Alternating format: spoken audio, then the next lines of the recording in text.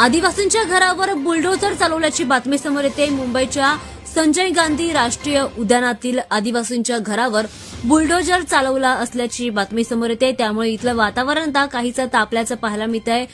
दरम्यान या ठिकाणी आता मोठा गोंधळ झालेला पाहायला मिळतोय।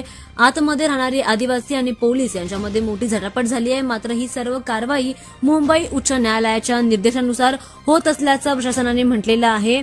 या सगळ्या गोंधळानंतर आता तणावाचं वातावरण निर्माण झालंय। संजय गांधी नॅशनल पार्क आजच्या दिवशी बंद ठेवण्याचा निर्णय घेतला गेलाय। संजय गांधी नॅशनल पार्कच्या बाहेर मुख्य गेटवर बॅरिगेटिंग देखील लावण्यात आलंय। पोलिसांचा मोठा बंदोबस्त या ठिकाणी करण्यात आलाय।